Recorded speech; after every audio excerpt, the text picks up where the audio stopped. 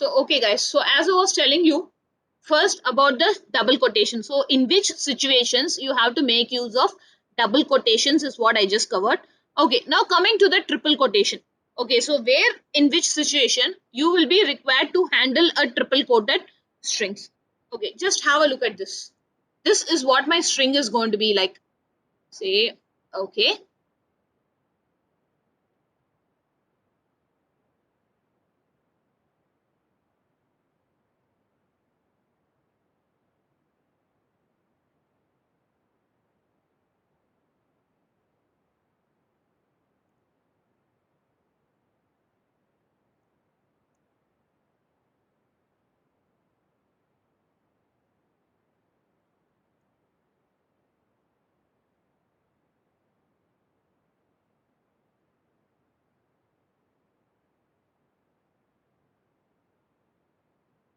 this is the string I want to store. Okay, see what my string says is like my best friend's name is Sai. He's working with CTS as a programmer. He's well versed in Python and he also has a grade in communications. So this is a string I want to store inside this variable A and I want to print that A. But you see here what happens as soon as I press the enter key. This one line is okay, but as soon as I press the enter key, what happens? Again, I'm going to get some syntax errors here because line break is not allowed. So when I'm using a double quoted string, it should be in a single line. If I'm going to put this entire thing in a single line, say for example like this. Okay, there you go. Again in a single line. End it again in a single line. Now, if I give like this, yes, it is accepted. See, there is no error at all here. It is very much accepted, but I don't want like this. I can run this also. See, I'm getting an output. But I'm saying I don't want it like this. I want to break it into multiple lines. I want the string itself to be stored in the exact manner as what I have typed here. I want the output also to be coming like this only. Like this is the first line, this is the second line, this is the third line. So when you want to store a string in this way, then always go for the triple quoted strings. So you can either use three single quotations, that's your choice, or you can use three double quotations, whichever one you want you can use it. There is no problem in that. See, let me run this now. See how the output is coming. It is exactly in the same way as what I have given here. The line is breaking, it is coming to the next line. So in case if I want, I can make use of any apostrophes or anything also. See, I have given here my best friend's name. So this is where you will be making use of a triple quoted string. So as I said, it can be even three,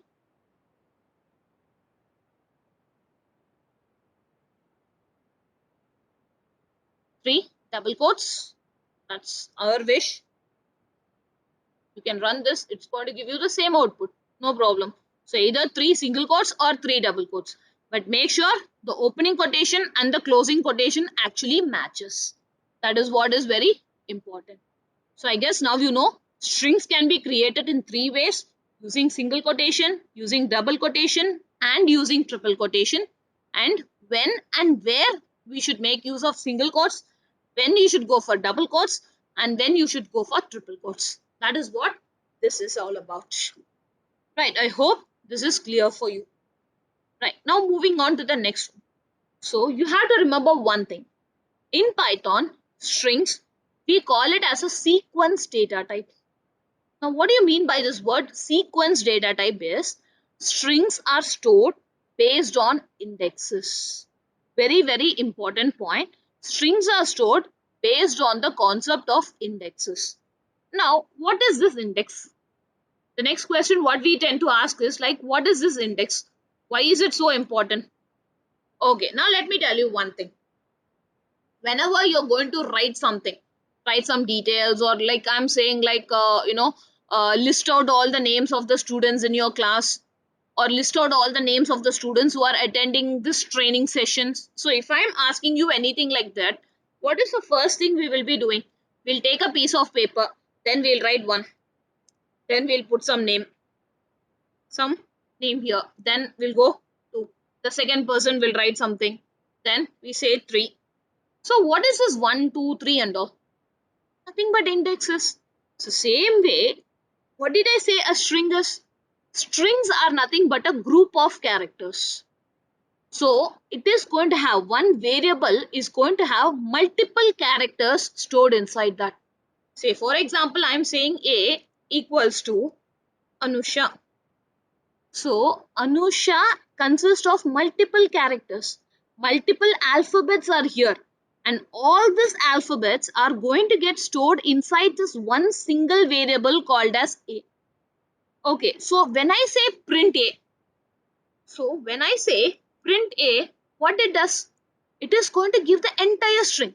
Whatever value is stored inside this A, it will print the entire value for me. But here I am saying I want to print this yes. I want to print only yes. I don't want the entire name Anusha, but I want only yes to be printed. So how to do that? So for that, I need some way to access this particular character which is yes. So for this purpose only, we use the concept of indexes. So always remember, strings are nothing but a group of characters. So the group of characters, all the characters together are going to get stored inside one single variable. Okay, so then how to access individual characters, individual elements within the string is with the help of the concept of indexes. And since strings are stored based on the indexes, we call the strings as a sequence data type. So because of the concept of indexes, the strings are called as a sequence data type. Right. So in Python, basically we have two types of indexes. So normally in any programming language that you are going to be learning, you will be learning only about one type of index, that is nothing but my positive index. So in Python, we have both positive index values and also we have the negative index values. So this is a speciality of Python. Because of this negative index values, there are lot of programs which can be done much more easily compared to the other language code. See, one speciality of Python is that number of codes what you have to write is lesser when compared to the other programming language. For the same program, you take the same program what you write in C language, what you write in Java, and the same program you write in Python, definitely the number of lines, that is the number of codes that you're going to write, is always going to be lesser. That is one speciality. How is Python getting that speciality is because of all these special features. So since Python supports negative index, so there are some advantages for it which we shall be discussing. Okay, so now let us try to understand what is this positive index and what is this negative index. So remember, positive index means moving in the forward direction. So you're going to be moving in the forward direction. That is from the left hand side to the right hand side. So this is my string. So this is the left hand side. This is going to be the right hand side. So moving from the left hand side to the right hand side is what we call as a forward direction. And that is what we say as a positive index. Okay, and when it comes to negative index, it is the backward direction. It is moving from the backward direction. That is from this A, small letter A, moving one character in the reverse direction or in the backward direction is what your negative index is going to be. Okay, now one more important point what you have to remember is the starting position. Okay, see, when we are writing a list of names or something, we are making a checklist, we always start with the number 1. But in the programming languages, when we are talking about the concept of indexes, the positive index value always starts with 0. So please remember that the positive index value always starts with 0. Say suppose this is my string value. So this is going to be my string value. Okay, so internally how this is going to be stored is what we are going to see. So the starting character is always going to be the index value is 0. Okay, if that is 0, what is going to be the next index? 1. The next index 2. The next index 3. The next index is 4, 5, and so on till the end of the string. Remember, positive indexes always gets incremented by 1, never more than 1. Always the index value will be incremented only by 1. So this is my positive index. So starting from 0 till the end of the string, increment the value 1 by. This is the positive index. Now, coming to the negative index. How is the negative index going to be working? So remember, the negative index always starts with -1. So negative index starting value is always -1. As we said, negative index. So definitely it is going to be a minus value. Okay, so what did I say? Negative index starts in the backward direction. So this small a, this value is what is going to be -1. So this value is going to be -1. So then what is the value of y? That is going to be -2. Right. And then this is going to be -3, -4, like that. It is going to be going. Okay, so let us just label that also. So this is -7. Then this is going to be -6, -5, -4, -3. Right. So -2 and -1. There you go. So this is the positive index positions and these are the negative index positions. Right. So now internally, always remember internally, whatever string you are getting created, whatever string that is being created will always be stored like this only. So the internal storage of the string will be like this. Each and every character, okay, one character will occupy one index positions. So it can have both the positive and the negative index positions are possible. Right. So this is what your thing is going to be like. So for example, here see what I have done. I am saying yes. So I am saying yes is equal to programming. So this is the string that I am going to store inside this variable. So how is it internally going to be stored? As I said, it has the positive index also and it has the negative indexes also. So each and every character is going to be stored in one index positions. Am I right? So it is going to go like this. So P, R, O, like this. Every character at one index positions it is going to be stored. Same way as what I showed you for this string. Okay, so now as I was telling you, if I print A, it is going to print the entire string. Suppose if I want to print individual characters, how I am supposed to do that? So always remember one point very clearly, the square brackets. The square brackets represents, okay, it represents the index. So always remember the square brackets represents the index. So here when I'm going to say print A, within the square brackets I have to give the index position. So which character I want to print, that index position I have to mention within this square brackets. So suppose if I say 2, if I say the index position 2, then this is the internal storage. So in index position 2, 2 is what? Positive number. So it will look inside the positive index for you. So now in the index position 2, what is the value that we are having? U. So that is what is going to get printed here. So remember, let us run this. See what is getting printed? Only one single character, and which character it is, that is nothing but U, because here I am saying print the index position 2. So now again let us say print A is the entire string. In that A, within the square bracket, mention the index position. So here I am mentioning the index position as -5. So -5 minus negative index. So it will go and search in this. So -5. Okay, this is -5. So what is the value stored in that? U. So run this. See what you get. So when I want to print this character U, I can either use the positive index Okay, or I can make use of the negative index, anything that I want to.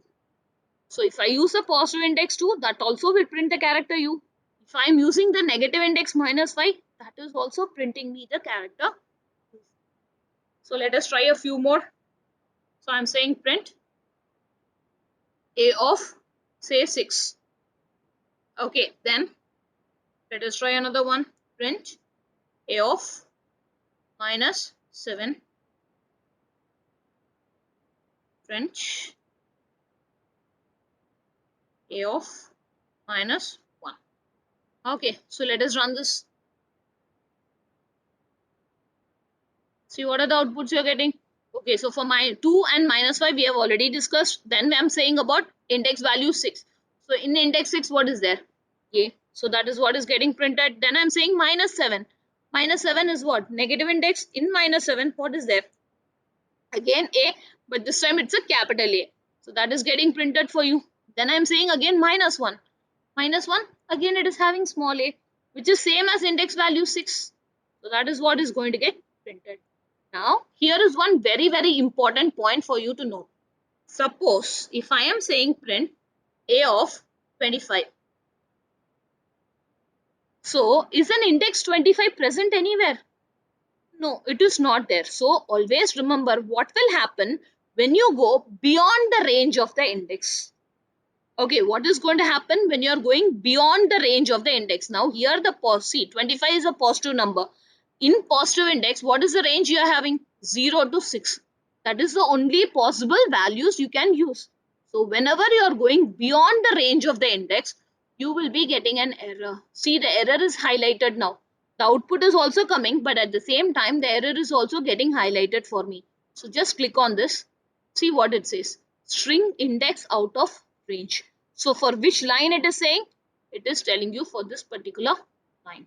So print a of 25. This line is generating an error for me. And what is that error? The error is called as an index error. And what is the purpose of the error? It says that string index is out of range. So always remember when you are going to go beyond the range of the index. So it can be a positive index or it can be a negative index, anything. Whenever you are going beyond the range of what is available, you will always be getting an index error. So what is the purpose of the index error is? The index is going out of range. That's all. Simple as that. Now, I want to tell you about one more important point here. Say suppose I'm saying something like this of 4. Okay, I'm going to execute this program again. See what happens. The output is there, still I'm getting the same error. And even though this particular line is a valid line, it is not coming into this. I hope you guys remember Python is an interpreter programming language. Interpreted programming language. So it is going to get executed line by line. So the execution of a program is always going to go line by line. So whichever line is going to generate an error for you. Okay, that line, the program will come out. Okay, whichever line is going to generate an error, the program will come out of that and it is going to display the error for you.